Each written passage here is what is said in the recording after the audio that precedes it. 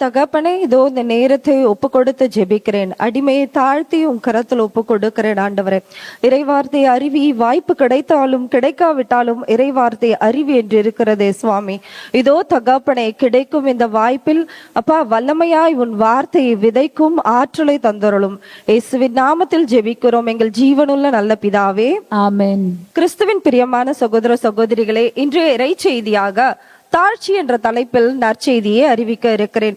புனித மத்தேயு நற்செய்தி 23ஆம் அதிகாரம் 12ஆம் வசனத்தில் இப்படியாய் சொல்கிறது: தம்மை தாமே உயர்த்துகிறவர் எவரும் தாழ்த்த பெறுவார், தம்மை தாமே தாழ்த்துகிறவர் எவரும் உயர்த்த பெறுவார். Praise the Lord. Praise the Lord. Hallelujah. Hallelujah. Praise the Lord. Praise the Lord. Hallelujah. Hallelujah. விசுவாசத்தின் தந்தையாகிய ஆபிரகாம் புனித பவுல் வரை எல்லோரும் தன்மையை தாழ்த்தி உயர்த்தியவர்கள் தான் பிரியமானவர்களே. இதில் நாம் மோசேயின் தாழ்ச்சியை பார்ப்போம். வாழ்க்கையில் எகிப்தியருக்கு பயந்து ஓடியவர் தான் மோசே. ஆனால் எரிகின்ற முச்செடியின் அனுபவத்திற்கு பின்னர் வல்லமை பெற்றவர்களால் இஸ்ரேல் மக்களை தலைமை தாங்கும் ஆற்றலை அவர் பெற்றார். இஸ்ரேல் மக்கள் கடினமான உள்ளத்தை கொண்டவர்கள், எதிலும் மனநிறைவு அடையாத மக்களாய் இருந்தார்கள். அடிப்படை தேவையான உணவு நீர் இல்லாத ஒரு நிலையிலும் எகிப்தில் சவக்குழிகள் இல்லை என்றால் இங்கு எங்களை அழைத்து வந்தேன் என்று மோசேக்கு எதிராக முறுமுறுத்தார். ஆரோன் மோசேக்கு இணையாக அழைக்கப்பட்டவர் என்றாலும் அவர் மோசேக்கு கிடைத்த மதிப்பு ஆரோனுக்கு கிடைக்கவில்லை என்று ஆரோனும் மிரியமும் மோசேக்கு எதிராக முறுமுறுத்த போது ஆண்டவரே மோசேக்கு சாட்சியாக இப்படியாய் சொன்னார்: பூ உலகின் அனைத்தரும் மாந்தரிலும் மோசே சாந்தமிகு மானிடராய் திகழ்ந்தார். என் வீடு முழுவதிலும் அவர் நம்பிக்கைக்குரியவர். நான் அவரோடு பேசுவது மறைப்பொருளாய் அல்ல, நேர்முகமாகவும் தெளிவாகவும் இருக்கிறது. ஆண்டவர் உருவை அவர் காண்கிறார்.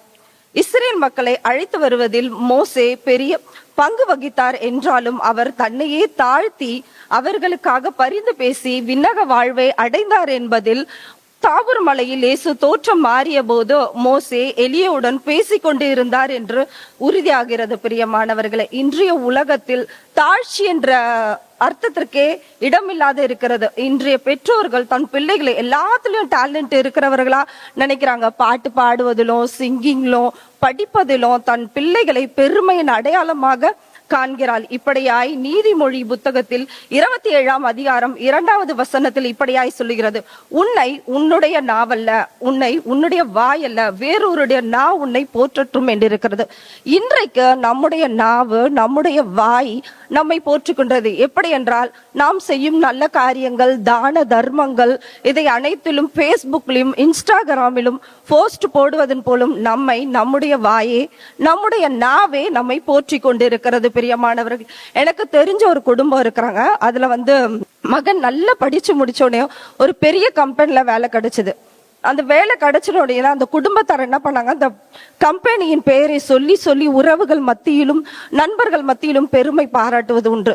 இந்த பெருமையின் மித்தம் அந்த ஒரு சின்ன தவறால் அந்த மகன் அந்த வேலையை இழக்க நேரிட்டது. உள்ளத்தில் பெருமை கொள்வதை விட பொறுமையோடு இருப்பதே நல்லது என்று ஆண்டவர் சொல்லி இருக்கிறார். அப்படி அவர்கள் தாழ்த்தி இந்த வேலைக்காக ஆண்டவருக்கு நன்றி சொல்லி இருந்தார்கள் என்று மேலும் மேலும் அவர்கள் முன்னேறி இருப்பார்கள். பிரியமானவர்களே, புனித பவுல் பிலிப்பியருக்கு எழுதிய திருமுகம் 2வது அதிகாரம் 7வது வசனத்தில் இப்படியாய் சொல்லுகிறது: ஹல்லேலூயா, ஹல்லேலூயா. தம்மையே வெறுமையாக்கி அடிமையின் வடிவை ஏற்று மனிதருக்கு ஒப்பானார். மனித உருவில் தோன்றி சாவை ஏற்கும் அளவுக்கு, அதுவும் சிலுவை சாவையே ஏற்கும் அளவுக்கு தம்மையை தாழ்த்தி கொண்டார். Praise the Lord. Praise the Lord. Hallelujah. Hallelujah. Praise the Lord. Praise the Lord. Hallelujah. Hallelujah.